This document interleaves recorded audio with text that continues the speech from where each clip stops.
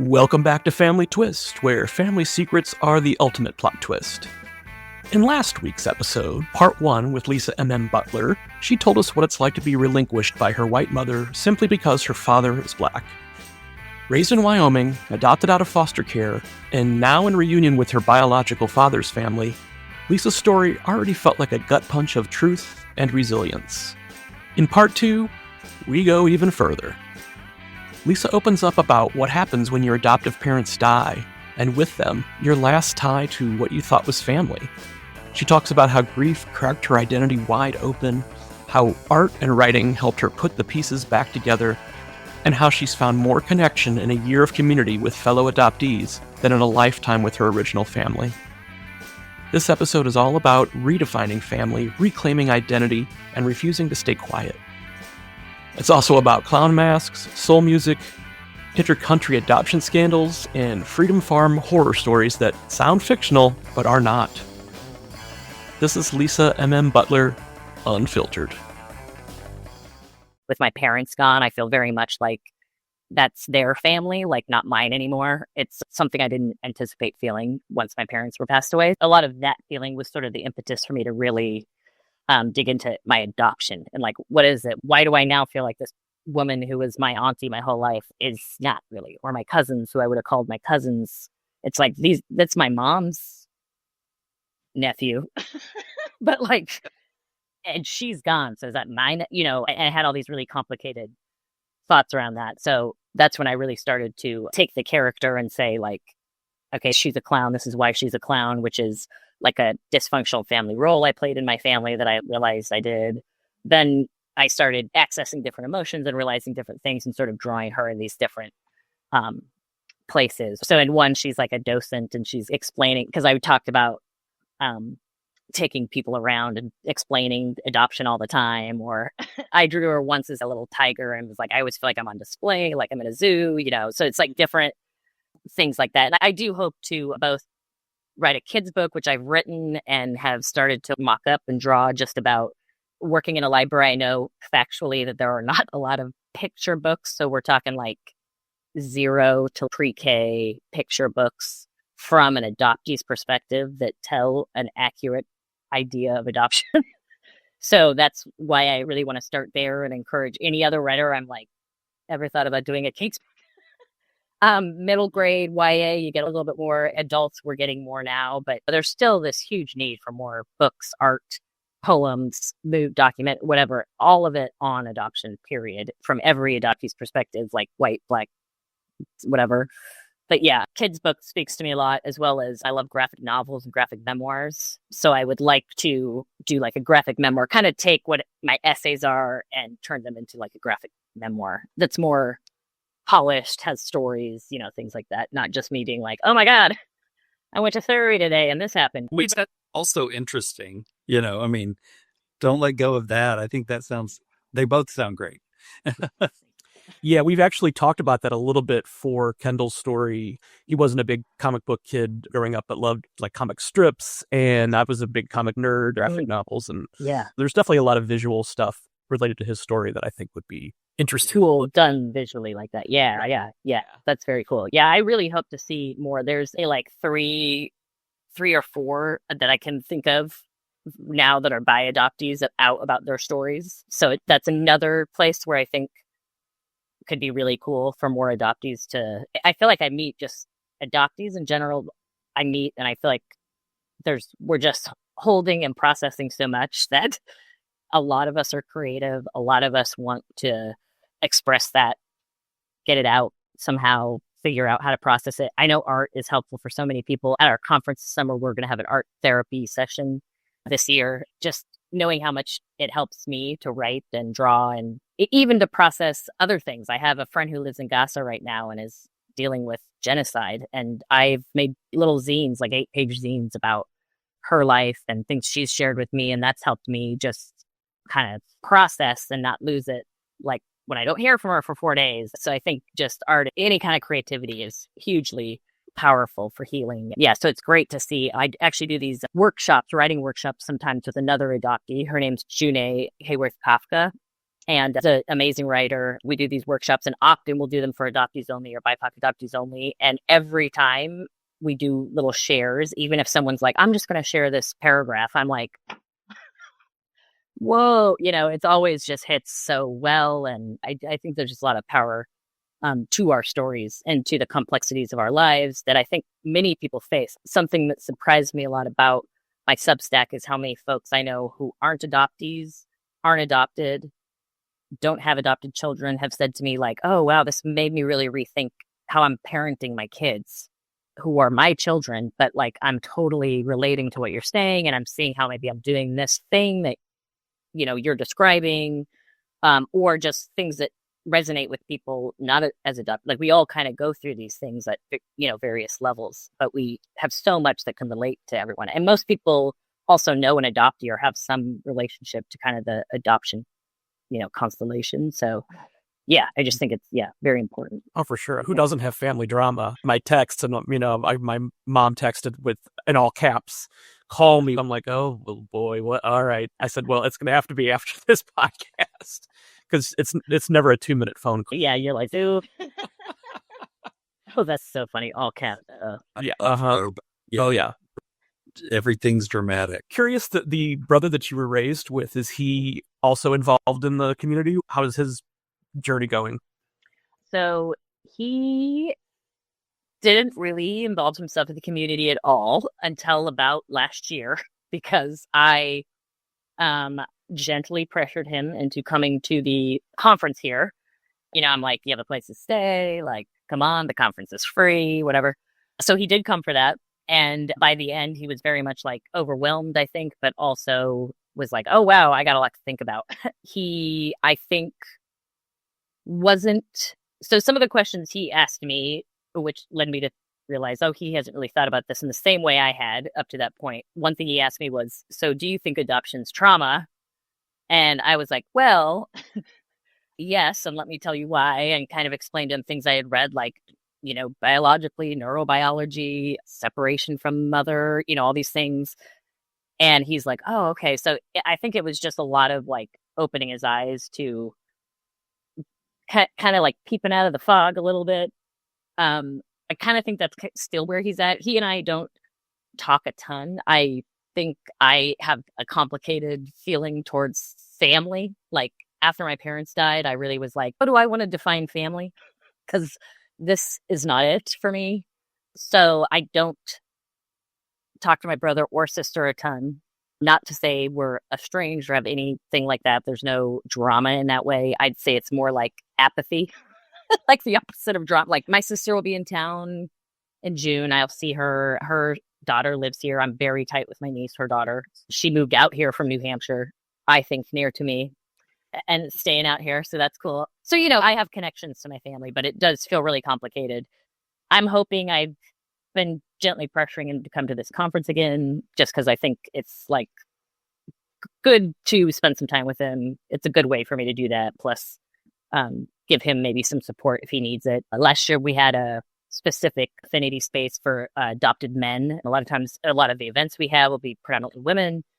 And so I think that was kind of cool for him to be able to meet some other BIPOC men that were adopted, specifically other Black men. Like he experiences specific things to being a Black man that even I can't necessarily understand, just like I experience things as a Black woman he wouldn't. So I think that was good for him too, to be able to experience and have the same type of limbic resonance they call it, that like I've been getting from the adopted community. I haven't felt the type of like closeness or resonance to other people, particularly this quickly, except with other adoptees. The folks I've met through the organization now that I volunteer with and work with a lot, and I'm very tight with them now. I feel like they are definitely more like a chosen family to me. I joked with my hubs the other day. I've been married almost 16 years. And I was like, hey, my therapist thinks I'm beginning to securely attach to you. And he was like, oh, is that good? And I was like, yeah, no, that's good. That's good. But I joke that it's taken me this whole long time to develop that same safety and trust of him that I have with these other folks a year or two. So I think there's something huge about, and I encourage a lot of adoptees to try to find some kind of adoptee community just to hopefully experience that same type of resonance that I just am not sure you get anywhere else because our experience is so unique in that way. So yeah, I hope he comes again this year. Yeah. Well, I agree with you completely, because when Corey and I met, I told him that I'm fiercely loyal, which is true. But I think, and this doesn't always have to do with my adoption, but because of my family situation and the way that I lost my adoptive parents so young, I've always been a survivor, and that was number one. So I had to make space for Corey. I had to, I loved him, but I had to stop. And he will tell you I'm still type A, but but I'm much less than when we first met, I feel. I just didn't know how to not be in complete control at every moment, you know? Yeah, absolutely. That fear of rejection and fears, those types of fears, you want to control, I think, the situation, and you want to be in control of, I'm sure my hubs, when he listens to this, will be like, nodding along like, Lisa, we really appreciate your openness, because I think some of the things you're saying haven't really been talked about a lot on the podcast. So I think this is going to be a really important episode for adoptees, because, while there are similarities, everybody's going through their own journey, and everybody's having different feelings about what family is and what family means now, and so thank you for your candor. Yeah, absolutely. I definitely always have to remind myself that someone else, I'm sure, feels this way, and will be relieved to hear that, I feel this, that someone else is having the same experience. So I often say that the only reason I am where I am today is from other people's words. So being able to read all these great books that have been coming out by adoptee authors and researchers. It's the only reason I feel like I have the ability to talk about my experience, or even have words for some of my experience. I truly did not have a lot of language for even what I'm experiencing or feeling 3 years ago, I'd say. And it's been really huge to have the adoptee community out there too, that's been doing this work and also putting themselves out there to, but yeah, I really hope people hear this and resonate with it and can kind of feel validated or seen in some way. Absolutely.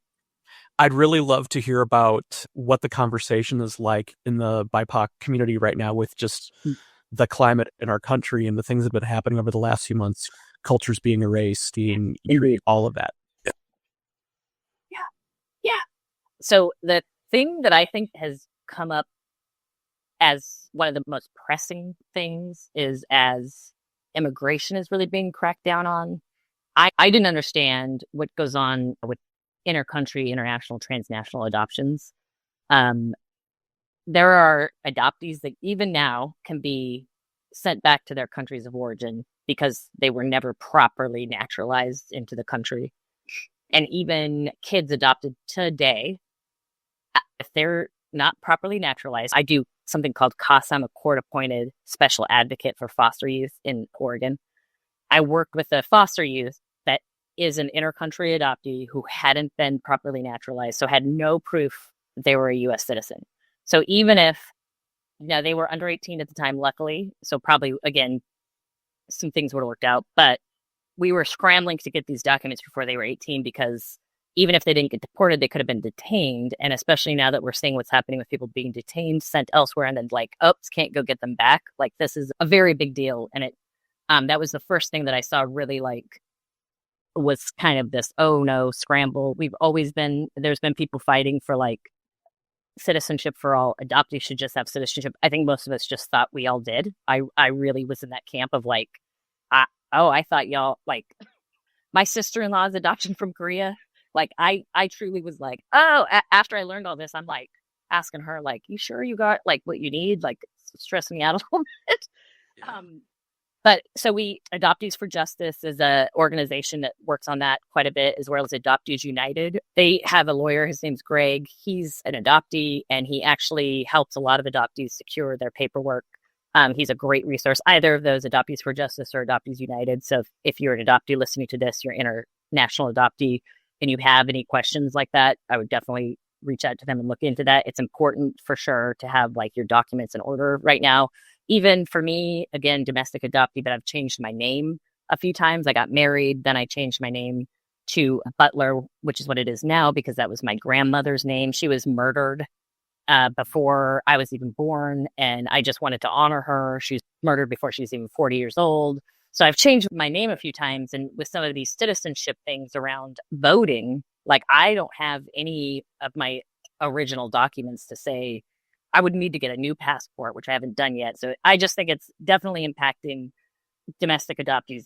That would impact really any woman that's changed their name or any human being that's changed their name. Yeah. And then also recently, Korea has come out and admitted to all of the illegal stealing of children, which has been documented, but that commission finally came out and admitted it and is now starting to talk about. So kind of around immigration and all of that has come up a lot. I also think as far as erasing our histories, something that touches me with that and strikes a chord with me is as an adoptee raised with white folks, my access to Black history was the same as pretty much any other white kid's going to get from their parents or in school. Obviously, we know a lot of history left out purposefully. So I think when I see people out there trying to do real education, for example, I'm going to go on a trip in October. It's called the Legacy Trip. This woman, Tina Strong, she's an anti-racism educator and writer. She takes folks to Alabama to some of the museums there. There's like a lynching museum, and it's the whole equal justice initiative like area. And she teaches people real history, and you get to spend this weekend like learning from her. We're going to do a transracial adoptee trip for this. So I just think that we're already trying to like learn this history. We're already people who are scrambling to learn these histories. I mean, I think everyone in the country is, even if you're a non-adopted Black person, you're trying to learn your histories because they've been erased this whole time. And it's just on the same kind of level for me, but a little different. But I think it's obviously going to continue to cause more harm as we're going backwards. And I also think the things around reproductive rights is hugely worrisome. I've heard a lot about, again, in the South, they have these things, like you can Google it. They're called like freedom farms. If you Google like freedom farm adoption, the child welfare system there is set up as such that like Black and brown parents and their children are taken away for being poor. They're being sent to these homes where these white couples that are very religious live in these like compounds almost, and are adopting all these kids and then raising them in this like super hardcore religious situation. It's super strange. So like, I just think when you have like the Supreme Court being like literally saying there's a domestic infant supply problem in this country and then shutting down Roe v. Wade, that's why. And they're just trying to get more babies because South Korea's shut off the faucet. China just shut off the faucet. Like I think we have these like Christians like trying to, and so that's concerning to me as well. So those are kind of like, I think those are the things that have come up the most for me that I see kind of being talked about in the community, impacting, I think, everyone, all people, but certainly BIPOC adoptees in some of those specific situations, especially. And as I think when it comes to like transracial adoption or these kids being sent to these freedom farm type things, it's just, I think, really hard for a lot of us who were raised in very religious, which a lot of us were, homes, to just continue to see that kind of thing perpetuating still today. Portland, Oregon is actually home to Holt International, which was this company run by this guy who pioneered international adoption. He was like the first person to go over and be like, oh, there's kids in Korea we can like grab. And so there's a really high number of Korean adoptees that live in this area. And I think, it's bringing up all this stuff of around almost all of them raised in these like my sister-in-law included, very evangelical. I've listened to you guys talk about, so I was raised Catholic. My hubs is raised evangelical. And he has said the exact statement to me, I wish church was an hour. Oh. But then we go to a wedding and he's like, why is this so long? Like we go to a Catholic wedding. He's like, let's wrap it up. Oh, goodness. Exactly. Lisa, thank you so much for everything that we've discussed today. I think we've just scratched the surface on so many important topics. So let's stay in touch for sure. I've really enjoyed the rapport that we've had. This has been great. We love meeting new folks like this. I will definitely stay in touch, thank you so much. and we'd love to have you back on in the future. It's been really nice to meet both of you. Thank you. Do you want to throw the last question out there, Kendall? Yeah. So Corey and I are such huge music fans that we have come up with this new-ish last question for anybody that's on the podcast to say, if you have difficulties and you're feeling like that anger that you were talking about toward your family, which, no judgments there, because I have for everybody. Is there a certain genre or artist or song that you go to that's healing for you? Yes, I would definitely say soul, R&B soul. I love this artist named Sam Henshaw with 2 N's, Samm Henshaw. He's British and he's amazing. And that is something I will groove out to. Always sets me right, Cool. Check him out. Well, exactly. That's the other half of why we asked this question, because we're right. Yeah. Add it to the playlist. We have a ridiculously large collection of soul, disco, funk, and that's one of our big genres. I love some soul. Yeah. When I come Friday afternoons, when I drive in the driveway, I can already hear the bass. Corey's got the party started. He's just waiting for me. Oh, yeah. Oh, amazing. Oh, yeah. It's something else I thank my white mom for, is introducing me to Motown and gospel music and soul to a point. She did like some good music. So, yeah. Yeah. I credit my parents every day with my love of the genres that they brought into my life. Mm-hmm. Yes. Yeah. I love it. Yeah. Yeah. Yeah, my grandfather on my mom's side was kind of what they would call a greaser in the 50s. And so, he was always playing Fats Domino and Sam Cooke. And my mom grew up listening to that. So then that got passed on to me. And yeah. Oh, I love it. That's awesome. That's very Yay, Grandpa Weiss. Yay, Grandpa Weiss. Yes. Well, thank you so much again, Lisa. This has been a real joy. Thank you so much. I appreciate it. We'll definitely stay in touch for sure. That was part 2 with Lisa M.M. Butler. And if your jaw's on the floor, you're not alone. From processing adoption through comics and clown personas to exposing systems that still erase and endanger adoptees today, Lisa's doing more than sharing her story. She's demanding we listen. And here's your next plot twist. Lisa reached out after our recording to say, hey, by the way, horror is totally my jam. So we'll be bringing her back for an episode of Horror Heals where we'll talk monsters, metaphors, and the kind of real-life terror only family secrets can summon. In the meantime, check out her work in the powerful BIPOC adoptee community she helps lead. Links in the show notes. Again, listeners, thank you for being with us. And remember, family secrets? Yeah, they're still the ultimate plot twist. The Family Twist podcast is presented by Savoir Faire Marketing Communications and produced by How the Cow Ate the Cabbage, LLC.